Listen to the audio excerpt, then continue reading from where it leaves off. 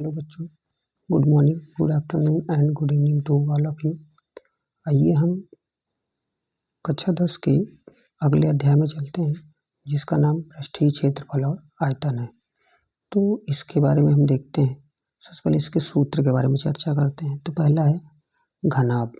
अब घनाभ में क्या देखेंगे? सबसे पहला है, यदि घनाभ की लंबाई, चौड़ाई और ऊंचाई LBH है तो हम क्या लिखेंगे? घनाभ का कुल पृष्ठीय क्षेत्रफल 2 और ब्रैकेट में LB प्लस BH और HL। फिर घनाभ का आयतन देखेंगे, L, B, H, यानी कि इंटू में हो जाएगा ये। तो घनाभ का विकर्ण क्या होगा? L square plus B square plus H square मात्रक। फिर आएंगे घन में। तो घन में क्या होता है? यदि घन की प्रत्येक कोण A हो, जब A होगी तो क्या लिखेंगे? घन का संपूर्ण पृष्ठों का क्षेत्रफल। तो यहाँ पे हम लिखेंगे घन के संपूर्ण पृष्ठों का क्षेत्रफल वो होगा आपका 6A स्क्वायर वर्ग मात्रक। फिर आएंगे घन का आयतन।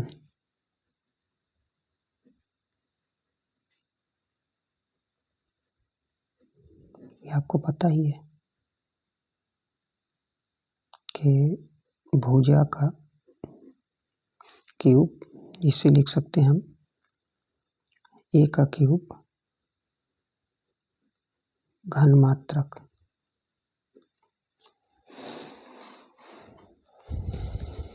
अगले में लिखेंगे घन का विकर्ण।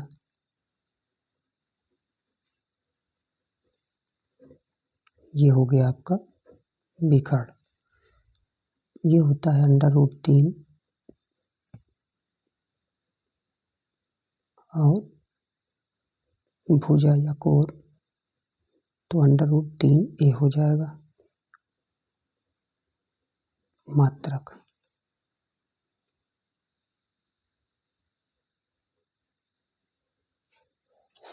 ठीक है, तो हम इतना लिख सकते हैं। अगले में चलेंगे। तो अगला क्या टॉपिक है? लंबवृत्तीय बेलन। तो कोई लंबवृत्तीय बेलन से संबंधित फार्मूला होता है, उसे कैसे लिखेंगे?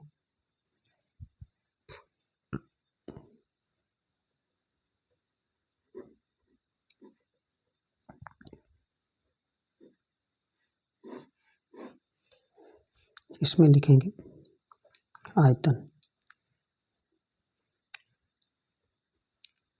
लंबवृत्तीय बेलन का आयतन, इसको क्या लिखेंगे? तो लंबवृत्तीय बेलन का जब आयतन लिखेंगे वो हो जाएगा आपका πr²h। और यहाँ पे लिखना लंबवृत्तीय बेलन का वक्र पृष्ठ, ये हो जाएगा आपका 2πr/h। फिर आप लिखेंगे लंबवृत्तीय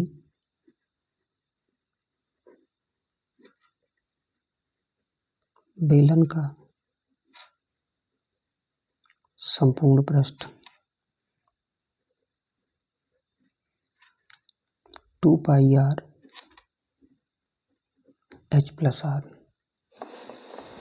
अब ये आपके इतने फार्मूले इससे रिलेटेड हो गए।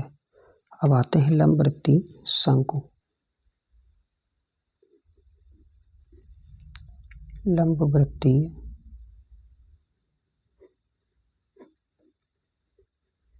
शंकु, इसमें आते हैं लंबवृत्तीय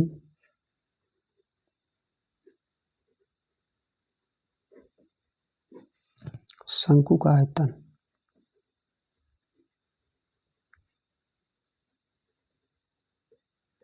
तो जब लंबवृत्तीय शंकु के आयतन की बात करेंगे तो ये हो जाएगा आपका 1/3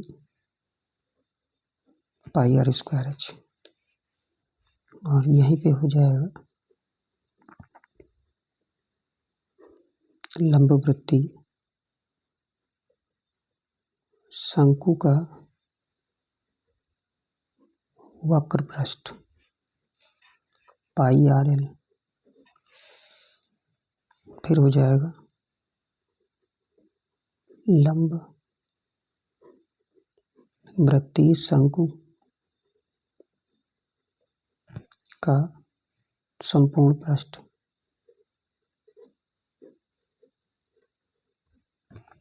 ये हो जाएगा आपका संपूर्ण पृष्ठ पाई आर एल प्लस आर, और यहाँ पे लिखना लंबवृत्तीय शंकु की तिर्यक ऊंचाई, ये हो जाएगी आपकी एल बराबर अंडर रूट के अंदर H square plus R square. ठीक है,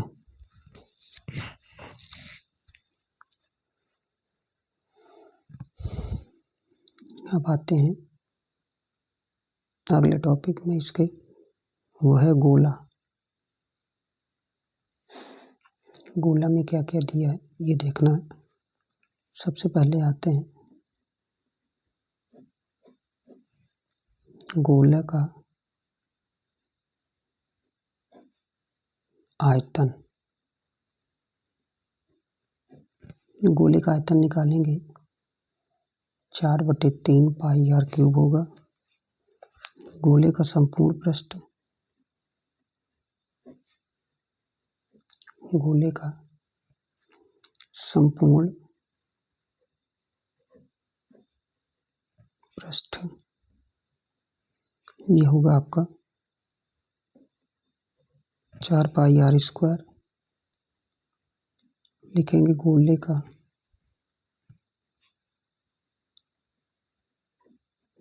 अर्धगोले का आयतन, ये हो जाएगा 2/3 पाई आर क्यूब। फिर लिखेंगे अर्धगोले का संपूर्ण पृष्ठ,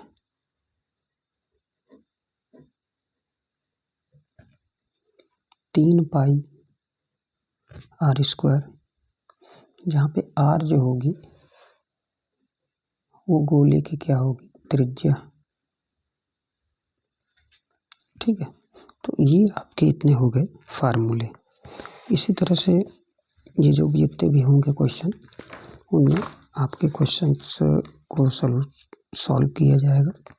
तो यहाँ पर एक देखते हैं कि किस तरह से ये क्वेश्चन सॉल्व करेंगे।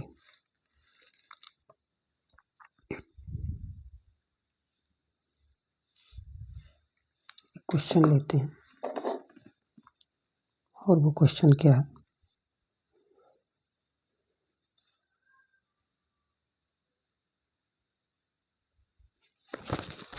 7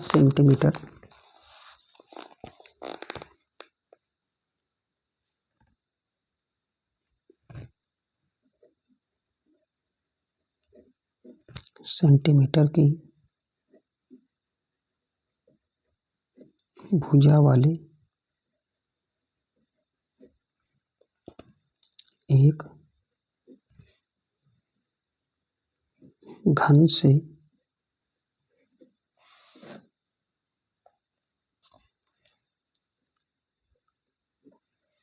एक बड़ा से बड़ा गोला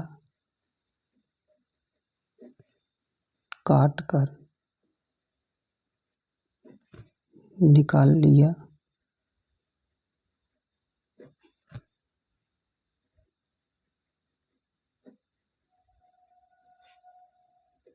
गया है।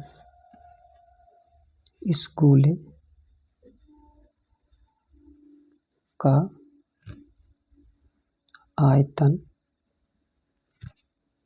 ज्ञात कीजिए।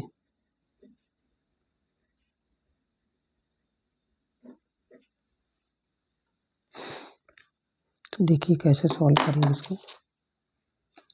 सबसे पहले लिखिए गोले का व्यास जो है भुजा यानी 7 सेंटीमीटर भुजा है, तो गोले का व्यास हो जाएगा ये।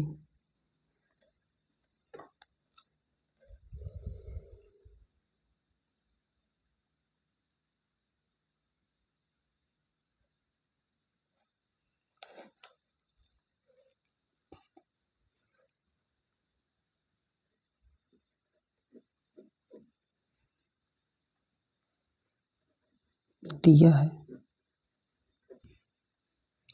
घन से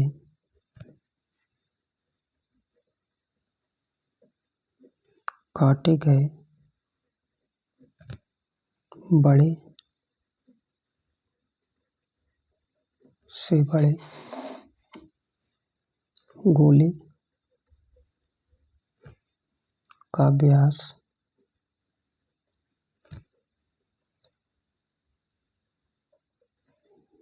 घन की भुजा के एक तरह से ये क्या होगा, बराबर होगा। जब ये बराबर होगा तो लिख सकते हैं गोले का व्यास जो होगा वो घन की भुजा हो जाएगी, यानी कि 7 सेंटीमीटर। ठीक है, अब इससे निकालेंगे त्रिज्या।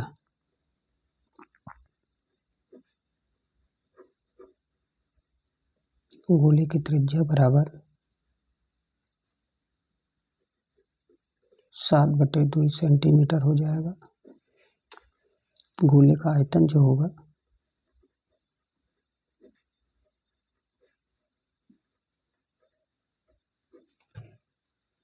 वो होता है आपका 4/3 पाई आर क्यूब। तो 4/3 पाई आर क्यूब होता है, तो इसको हम कैसे लिखेंगे, 4/3 3.14 7/2 7/2 और 7/2 फिर लिखेंगे हम। अब आप इसको मल्टीप्लाई कर लीजिएगा। ठीक है, जब आप मल्टीप्लाई करेंगे तो ये आपका आएगा 538.51/3 घन सेंटीमीटर, या इसे हम भाग देके लिख सकते हैं 17.95 सेंटीमीटर क्यूब। ये क्वेश्चन हमने एक क्वेश्चन आपको बताया और इस क्वेश्चन को आप सॉल्व करिए, देखिए, फार्मूला याद करिए और उसके बाद अगर प्रॉब्लम आती है तो आप हमको कमेंट के माध्यम से बताइए। और आपको ये फार्मूले अगर समझ में आते हैं और इनको याद करने में हमारे द्वारा कुछ मदद मिलती है तो आप हमारी वीडियो को लाइक करिए, सब्सक्राइब करिए, दोस्तों में भी शेयर करिए। धन्यवाद।